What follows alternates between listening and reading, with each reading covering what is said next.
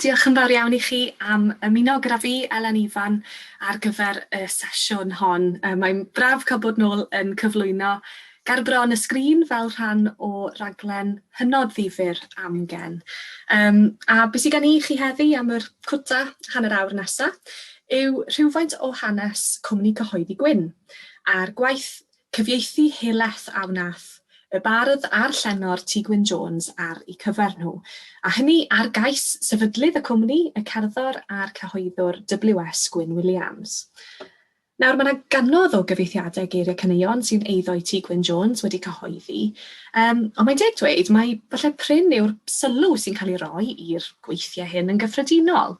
Yr hyn sy'n cymryd y prif ffocws, wrth gwrs, yw gwaith barddonol T Gwynn Jones, a'r dylanwad enfawr a gafodd y gwaith hwnnw ar y tirlun llenyddol Cymraeg, awdle fel Tir na Nog, Ymadawiad Arthur, Madog, Cymddilig ac yn y blaen. A ddim ar ôl hynny heddi, ond does na ddim syndod falle bod I waith arall yn dueddol o ddisgyn dan y radar mewn ffordd oherwydd dylanwad yr awdle mawrion a'r gweithiau eraill dylanwadol hyn.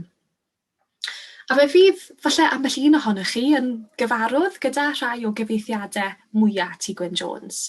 Mae rhai o'i gampwythiau o ran trosiadau wedi cyhoeddi fel rhan o'r gyfres lenyddol Cyfres y Werin. Mae yna gyfrol o gyfieithiadau o barddoniaeth Wyddeleg, enghraifft, Awen y Gwyddil.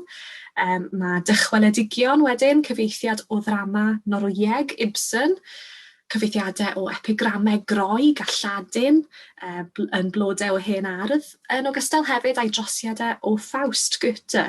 Felly, a pan fydd na drafodaeth ar T Gwynn Jones fel cyfieithydd, dyma'r gweithiau sydd yn dueddol o falle gael y sylw, yn ogystal hefyd â'i gyfieithiadau o Macbeth a gyhoeddwyd ym 1942. A mewn ysgrif sy'n trafod T Gwynn Jones y cyfieithydd, meddai H. Idris Bell, dengys ei gynhyrchion ei fod yn un o bencampwyr y gelfyddyd o gyfieithu. Ond unwaith eto, prin dim sylw sy'n cael ei roi I gyfieithiadau cerddorol Gwynn Jones fel rheol. Felly, beth yw hyd a lled I waithau fel cyfieithydd geiriau caneuon?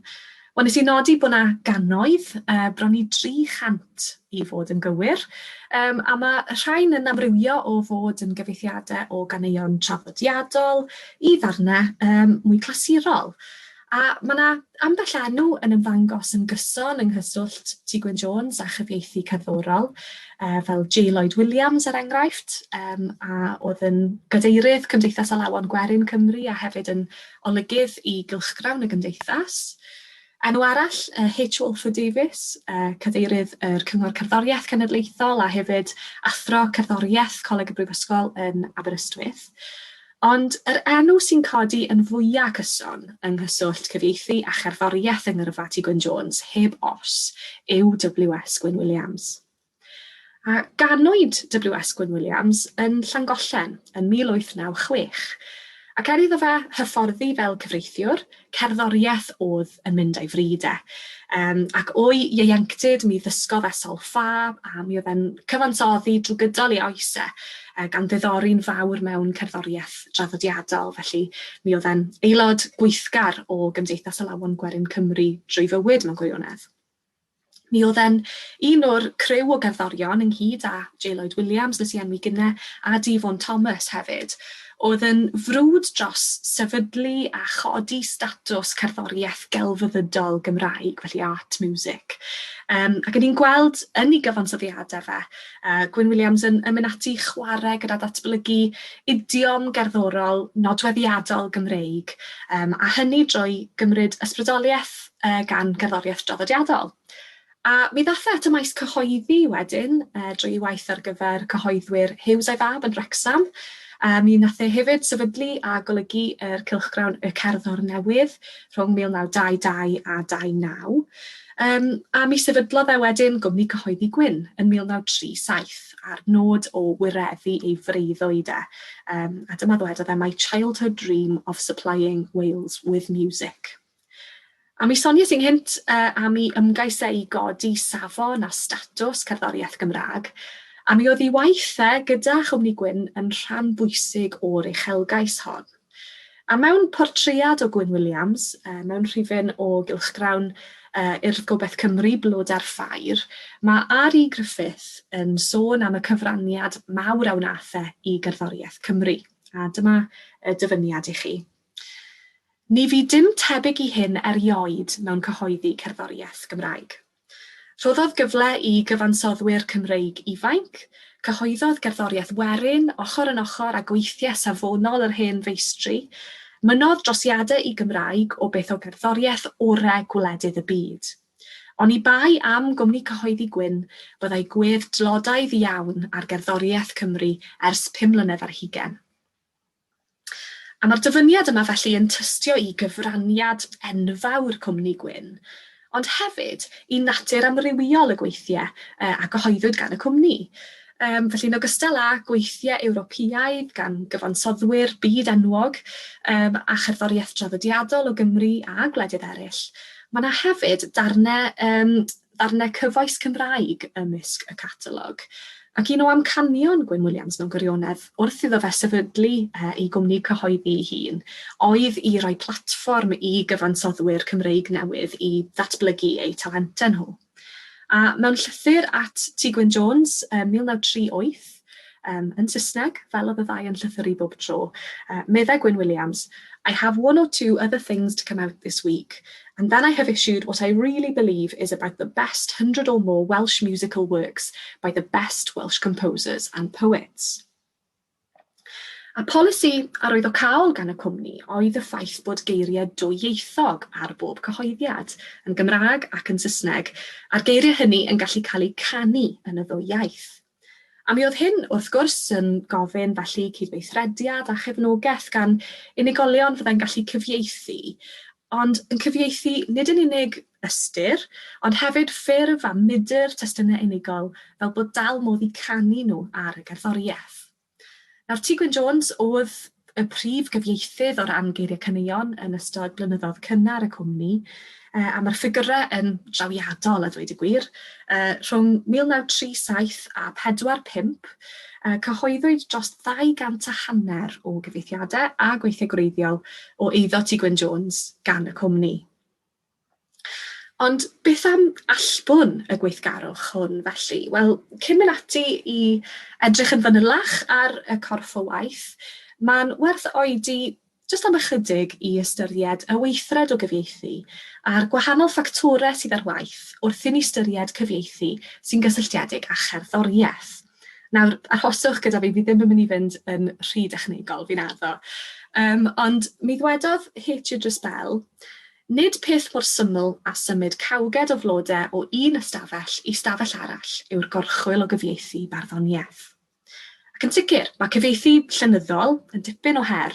Mae rhaid i'r cyfieithydd ystyried agweddau fel cynnwys semantig y testun, rhythm a sillafer testun, delweddau a nodweddion llenyddol eraill, a chyd-destun diwylliannol y gwaith gwreiddiol hefyd. Ond fel dwi eisiau sti awgrymu, mae yna her arall yn cael ei ychwanegu at dasg y cyfieithydd wrth i ni gyflwyno cerddoriaeth i'r cawdel hefyd. Ac yn achos cyfieithu geiriau caneuon fydd yn cael eu canu, mae'r testunau gwreiddiol eisoes wedi gosod i gerddoriaeth, a'r cyfieithiadau felly yn ei tro yn atebol hefyd i'r gerddoriaeth honno. A mae gofyn felly i'r cyfieithydd nid yn unig i drosi ystyr, ieithwedd, arddull a naws y darn gwreiddiol i'r iaith newydd neu'r iaith darged i ddefnyddio terminoleg y maes cyfieithu. Ond mae'n rhaid i'r cyfieithydd hefyd ystyried rhythmau ac acenion y gerddoriaeth y gosodwyd y gwaith gwreiddiol iddi. Nawr, un syniad amlwg yn y maes cyfieithu yw syniad o hierarchiaeth. A nad yw'r hierarchiaeth arferol, lle mae dwedwch ystyr y testun gwreiddiol yn holl bwysig i'w gadw yn y cyfieithiad. Dyw'r hierarchiaeth yma falle ddim mor berthnasol yn achos cyfieithu geiriau caneuon. Ac i geisio falle adlewyrchu'r newid hon i'r drefn, mae methodoleg The Pentathlon Approach Peter Lowe, sydd yn awgrymu 5 camp, mae'n ddrwg fi, i'r cyfieithydd i ryw gystadlu ynddyn nhw. Felly, dwi ddim fel y gêm Olympedd yn union, hynny yw, nid nofio a ffensio, rhedeg, saethu a marchogaeth sydd dan sylw, ond yn hytrach campau sydd chydig bach yn fwy perthnasol falle i gyfieithu. A dyma nhw. Felly'r cyntaf yw singability, sef pa mor dda mae'r cyfieithiad yn gweddu i'w ganu, sy'n cynnwys ystyriaethau technegol o ran y cantorion enghraifft. Sense wedyn, sef ystyr a neges y geiriau gwreiddiol. Naturalness, hynny yw, ydy'r geiriau yn darllen fel trosiad naturiol yn yr iaith newydd, neu os na ymadroddio neu ddelweddau sydd yn chwythig neu'n anghyfarwydd efallai. Rhythm a farddoniaeth wreiddiol i gymharu gyda rhythm llinell gerddorol, rhywbeth i'w ystyried yn bwysig iawn. Ac yn ola wedyn rhyme, sef patrwm odli'r gwreiddiol, ac i ba raddau y bydd y cyfieithydd yn dewis i atgynhyrchu wedyn yn ei gyfieithiadau. A fel mae Lowe yn dweud, the pentathlete will sometimes choose to come second or third in one event, keeping their eyes on the whole day's challenge. A yr sialens i'r cyfieithydd, felly, yw cynhyrchu addasiad o'r testyn gwreiddiol sydd yn ddigon trew ac yn ddigon derbyniol o ran cynnwys, ond sydd yn gweddu'n union i'r gerddoriaeth, ac felly gan gael yr sgôr gyfunol orau. A gall hyn olygu falle newid peth o'r cynnwys, anwybyddu'r patrwm odli, neu hyd yn oed addasu trefn y gwreiddiol. Newidiadau sydd yn llawer mwy derbyniol i gyfieithiad geiriau caneuon nag a fyddai falle pe bai y cyfieithiad yn cael ei gyhoeddi heb gerddoriaeth ynghlwm. Ac i feddwl mai ffitio i'r gerddoriaeth yw'r elfen bwysica mewn cyfieithu geiriau caneuon, mae'n hynod i feddwl bod Gwynn Jones wedi bod mor weithgar yn y maes. Nad oedd e fel rheol yn ystyried y sgôr gerddorol yn uniongyrchol wrth iddo fe gyfieithu. Ac o ran i allu fe, mi oedd e'n, neu doedd e ddim yn gallu darllen hen nodiant, mi oedd e'n gallu darllen solfa, a mae yna fanylion bywgrafyddol hefyd yn tystio fod ganddo fe glist gerddorol.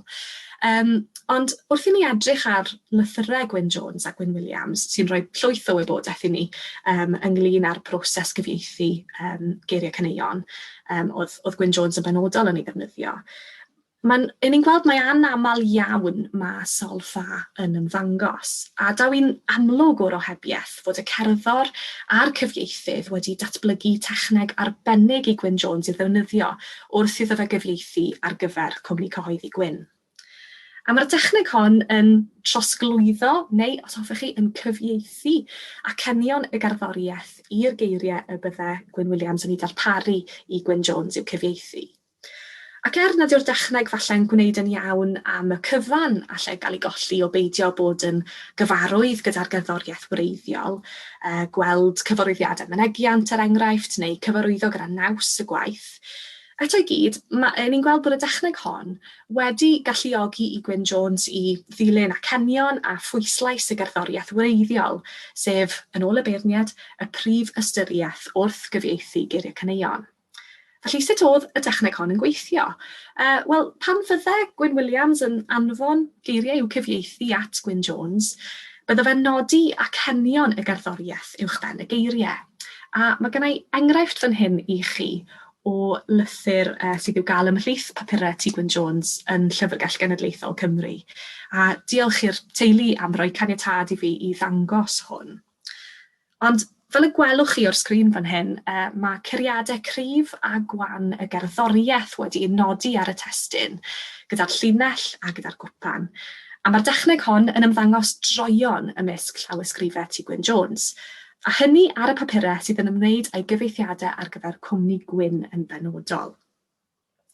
A byddai cael yr acenion y gerddoriaeth ar y geiriau gwreiddiol yn sicrhau fod Gwynn Jones wrth gyfieithu wedyn yn gwybod ble dylai fe leoli geiriau pwysig yn y llinell, a hynny mwyn osgoi syrthio i'r fagl yna o osod y pwysles ar nodau dibwys y frawddau gerddorol, enghraifft lle gallai yr ystyr gael ei cholli'n gyfan gwbl. A mi allwn ni gysylltu datblygu'r dechneg aceni hon tua 1937, y datblygiad hwn gyda'r ffrwydrad o weithgarwch ar ran T Gwynn Jones yn achos cyfieithu geiriau caneuon. A mae'n amlwg felly bod Gwynn Williams a Gwynn Jones wedi taro ar ddull hynod effeithiol o weithio, a dull nad sicrhau corff sylweddol o gyfieithiadau llwyddiannus gan Gwynn Jones, a hynny, os cofiwch chi, mewn cyfnod trawiadol o fyr. A blynyddoedd cyntaf sefydlu Cwmni Gwyn oedd cyfnod prysura cydweithio Gwynn Jones a Gwynn Williams. Felly rhwng 1937 a 1942, bydde Gwynn Jones yn derbyn llythyr bob chydig ddyddiau oddi wrth Gwynn Williams mewn gwirionedd, naill ai'n gofyn am gyfieithiad newydd, neu yn diolch iddo fe am un myfyr newydd i dderbyn. A mae yna gwbl o enghreifftiau nodweddiadol gan i fan hyn i chi yn Saesneg fel arfer. Felly, ar yr 20fed o Ebrill 1938, mi anfonodd Gwynn Williams hwn at Gwynn Jones. I have just received a short song from Matthews Williams with Welsh words by Ddau Havesp. Mr. Williams told me that he hoped you would be good enough to look over the words and supply an English translation. Wedyn drydiau ddiweddarach ar y trydydd ar hugain, thank you for the translation of Ddau Havesp's Fy Ngwlad. If you can find me a spare moment or two, would it be too much trouble for you to give me an English version of Y Fam A'i Baban? Felly hwnna ar y trydydd ar hugain. A wedyn, llythyr wedyn yn dweud, thank you very much for your very kind letter of the 27th and translation of Mynyddog's Y Fam A'i Baban. A llon llaw o rai canodd o enghreifftiau yw'r llythyrau hyn fi newydd i dyfynnu, ond maen nhw yn rhoi cipolwg i ni ar y gweithgarwch diwyd a fi yn ystod blynyddoedd cynnar Cwmni Cyhoeddi Gwyn. A mae canodd o gyfieithiadau i gyd, gormod o lawer i fynd i'r afel â nhw yn unigol. Ond yn lwcus i ni, mae cyfrol Cerddi Canu, casgliad o eiriau caneuon T Gwynn Jones ar gyfer Cwmni Gwyn o 1937 hyd 1942 yn rhoi cipolwg cyfleus i ni ar y math o waith a gynhyrchodd Gwynn Jones yn ystod y cyfnod hwn yn benodol. A mae cynnwys Cerddi Canu yn amrywiol iawn, yn dangos amrediad catalog Cwmni Gwyn yn arbennig o dda hefyd. Yn ddi-man a waith o Gymru ac ar draws Ewrop, a gwaith beirdd mawrion, a hefyd darnau traddodiadol o Loegr ac o Iwerddon. A mae'r casgliadau, neu mae'r casgliad hwn yn cyflwyno themau amrywiol iawn, cerddi am gariad, byd natur a themau cysegredig. A mae yna 70 cerdd i gyd yn Cerddi Canu, a rhan helaethaf o'r rheini yn gyfieithiadau. A does na ddim cerddoriaeth ynghlwm mewn unrhyw achos, ond yn y rhagair i'r gyfrol, mae WS Gwynn Williams yn cyfeirio at fedr anghyffredin a manyldeb fy nghyd lafurwr. A mae yn hefyd yn sôn am safon lenyddol uchel y geiriau. A mae'n pwysleisio gwerth y darnau hyn fel gweithiau llenyddol yn hytrach na geiriau caneuon yn unig felly. A mae'n dweud fan hyn, credaf nad gormod fyddai awgrymu, y bydd y cerddi hyn ac eraill nas cyhoeddwyd hyd yma yn chwanegiad teilwng o'i fedr a ddefedig ef fel meistr ar iaith. Felly beth am ni edrych yn gyflym ar ambell enghraifft o'r gwaith hwn cyn i ni gloi. Wel, mae rhaid ni gofio, wrth gwrs nad T Gwynn Jones ei hun oedd yn dewis y deunydd i'w gyfieithu, fel mae'r llythyrau rhyngddo fe a Gwynn Williams yn dangos i ni. Ond mae'n ddiddorol gweld yr tebygrwydd trawiadol ar adegau rhwng themau nifer o'r cyfieithiadau hyn ac eiddo barddoniaeth ehangach T Gwynn Jones. Ac wrth i ni feddwl am gorff o waith T Gwynn Jones yn ei ehangder, agwedd bwysig iawn ar ei gerddi gwreiddiol yw'r flaenoriaeth mae'n ei roi i fyd natur. Ni'n meddwl ar enghraifft am goedwig broseliant, ei gan i dymor yr Hydref, a hefyd prydferthwch cofiadwy y machlud haul. Ac yn yr un modd, mae byd natur yn amlwg yn y casgliad hwn hefyd, a berhoedledd prydferthwch byd natur, rhywbeth arall, T Gwynn Jones, fynd i'r afel â hi. Ond dyma sydd dan sylw yn Cennin Aur, sef cyfieithiad T Gwynn Jones o Daffodils gan Robert Herrick, sydd oedd yn fardd o'r ail ganrif ar 15. A fel yn nifer o'i gyfieithiadau geiriau caneuon eraill, mae T Gwynn Jones yn ceisio atgynhyrchu delweddau'r gwreiddiol yn agos iawn yn Cennin Aur. A dyma un enghraifft i chi o'r darn. Felly, wrth ddisgrifio mor gyflym mae'r blodau'n diflannu, Mae Herrick yn dweud, as yet the early rising sun has not attained his noon. Ac yn ei gyfieithiad wedyn, Gwynn Jones yn cadw at y ddelwedd hon o'r bore fel cyfnod bywyd y blodyn, a hael y bore ar ei hynt heb gyrraedd ei brynhawn. Darn arall o cerddi canu sy'n dwyn perthynas agos gydag un o themau amlyca gwaith T Gwynn Jones yw Eldorado, cyfieithiad o gerdd Edgar Allan Poe o'r un teitl. A mae beirniad yn aml yn cyfeirio at Eldorado fel y gerdd ola a gyfansoddodd Poe, a mae nifer yn ei darllen hi fel myfyrdod ar daith dyn drwy fywyd a'i farwolaeth anochel a wedyn. Mae'r gerdd yn disgrifio marchog yn chwilio am wlad hudol Eldorado, ond mae'n dysgu bod yn rhaid iddo fe fynd drwy'r Valley of Shade cyn cyrraedd yno. A mae'r thema yma o'r ymchwil am yr hyfryd wlad yn greiddiol i nifer o gerddi enwoca T Gwynn Jones, yr hyfryd wlad honno sydd yn uchelgais i gymaint o gymeriadau caniadau, wrth gwrs Madog, Osian, Arthur a Myrddin, felly cysylltiad bach diddorol yn fanna. Bardd adnabyddus arall yr ath T Gwynn Jones i'r afel a chyfieithu waithau yw William Shakespeare, a dwi eisiau sti crybwyll cyfieithiad Gwynn Jones o ddrama Macbeth. O mae cerddi canu yn cynnwys trosiadau Gwynn Jones o ddarnau eraill o waith Shakespeare, a mae yna 4 cyfieithiad yn y gyfrol i gyd, a na ni droi at un ohonyn nhw. Mae geiriau Spring, can sydd i'w chael yn wreiddiol fel rhan o ddrama Love's Labour's Lost, yn disgrifio holl ffyniant a phrysurdeb y tymor a'r gwahanol flodau sy'n cael ei gweld a chan y gwcw i'w chlywed uwchben y cwbl. A mae Citgan y darn yn cyfeirio yn uniongyrchol at anffyddlondeb gwragedd sy'n cael ei gynrychioli gan y gwcw. A dyma'r gwreiddiol. The cuckoo then on every tree mocks married men, for thus sings he. Cuckoo, cuckoo, cuckoo, O word of fear, unpleasing to a married ear. A byddai cysyniadau pendant ynghlwm â delwedd y gwcw i'r gynulleidfa wreiddiol, fel mae Catherine Macleay yn nodi, a meddai hi, the cuckoo as an omen of adultery would be unmistakable to an Elizabethan ear. A mae gan Gwynn Jones gyfeiriad uniongyrchol at yr ymadrodd yna word of fear yn ei ail-linellau, gydag braw i rai. A mae'r gair anusgoel yng nghanol y disgrifiad yma o'r bywyd newydd a geir yn y gwanwyn yn torri ar y naws, yn yr un modd a mae'r gair fear yn wreiddiol Shakespeare. Dyma'r cyfieithiad o'r Citgan i chi. Fe gan y gog o'r llwyni draen braw i rai, a dyma'i sain, cwcw ac yn y blaen, rhyw acen yw na char un eiddig yn ei fyw. A sylwch fan hyn ar ddefnydd Gwynn Jones o'r term eiddig yn y llinell ola. Nawr mae'r eiddig, wrth gwrs, yn gymeriad stoc yn y traddodiad barddol Cymraeg, un sy'n perthyn i waith Dafydd ap Gwilym yn arbennig, a'r cymeriad hwnnw yn ŵr i wrthrych serch y bardd. A mae'r gyfeiriadaeth sy'n perthyn i'r gair hwn yn ychwanegu dimensiwn Cymreig at y cyd-destun Elizabethaidd Saesnig gwreiddiol.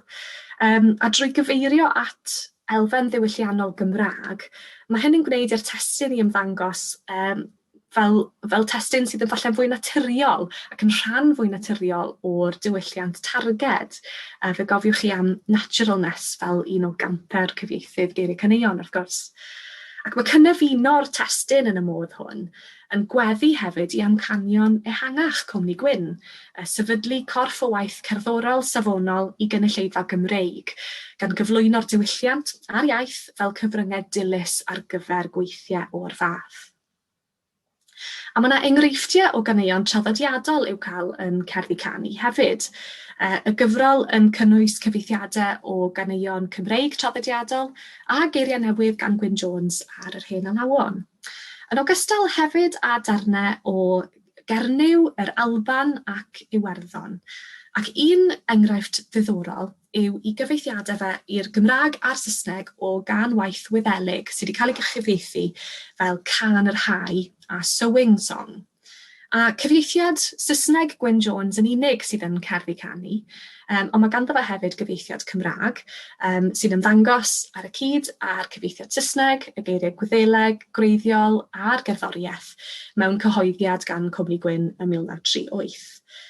A mae'r geiriau gwreiddiol yn cyfarch gweithwyr o wahanol ardaloedd Iwerddon sydd yn plannu cnydau nhw gan enwi'r 5 ardal y rhannwyd Iwerddon iddynt gynt yn y 5 pennill. A does na ddim cysondeb fan hyn yn y cyfeithiadau o ran enwi'r ardaloedd hyn sydd i'w cael yn y gwreiddiol. Felly, yn y Gymraeg, mae ambell ardal yn cael ei henwi yn benodol, fel ni'n gweld yn y gwreiddiol. A mae yna hefyd addasiadau sydd yn cynefuno eto, felly y lawen lun yn lle Loeniach neu Leinster, a'n cyffredinoli hefyd, felly mae yna un cyfeiriad yn un o'r penillion at meibion Ddau yn lle y cyfeiriad penodol at ddynion Munster sydd i'w gael yn y gwreiddiol. A mae'r cyfieithiad Saesneg yn llai penodol fyth, gan enwi pwyntiau'r cwmpawd yn amlach na heb. Felly mae'r geiriau yn sôn am ye northern sowers, ye southern sowers. A hyd yn oed cyfeiriad llawer iawn mwy cyffredinol yn y bennill ola wedyn, "Oh, scatter the seed so it may flourish wherever it once held high command." Felly, heb gyfeirio at unrhyw ardal o gwbl yn fan honno. Felly, nad yw'r cyfeithiadau hyn yn arddel y patrwm 5 ardal sydd i'w gael yn y gwreiddiol, ni'n gweld bod y geiriau yn cyfeirio yn benodol at Erin, Iwerddon wrth gwrs, yn y citgan, gan bwysleisio natur estron y cyfanwaith. Felly, mae'r gan a'i chyfeithiadau yn aros yn gadarn yn Iwerddon, fel sy'n gweddu falle i ddarn traddodiadol a cherddoriaeth traddodiadol o'r wlad honno.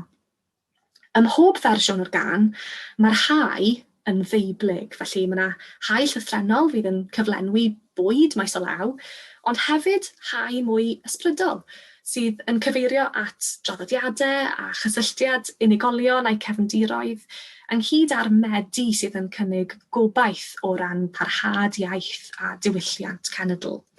A mae hyn yn ei dro yn ein hatgoffa ni o WS Gwynn Williams, a'i genhadaeth bersonol i hyrwyddo a hybu'r diwylliant Cymraeg a Chymreig drwy gyfrwng ei gwmni cyhoeddi Gwyn.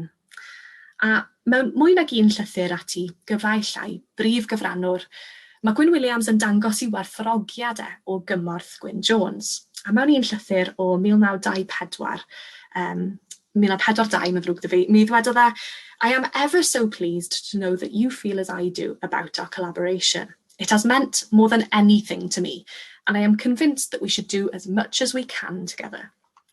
Ac yn wir, mi oedd y cydweithio yma gafwyd rhwng y ddau yn hynod gynhyrchiol. A mae'r brysiog iawn yw'r olwg fi wedi gallu rhoi falle ar ffrwyth y bartneriaeth hon rhwng y ddau Gwynn Williams a Gwynn Jones. Mae yna gymaint o ddarnau i'w trafod, lle ni fod drwy'r dydd. Ond fi yn gobeithio mod i wedi rhoi rhyw syniad cychwynnol i chi o gyfraniad cwmni cyhoeddi Gwynn a rôl allweddol Gwynn Jones yn y datblygiad hefyd y cwmni hwnnw. Cwmni nath waith anhygol o bwysig wrth gyflwyno canoedd o ddarnau o gerddoriaeth o bob math i'r diwylliant perfformio Cymreig. Diolch yn fawr i chi am wrando.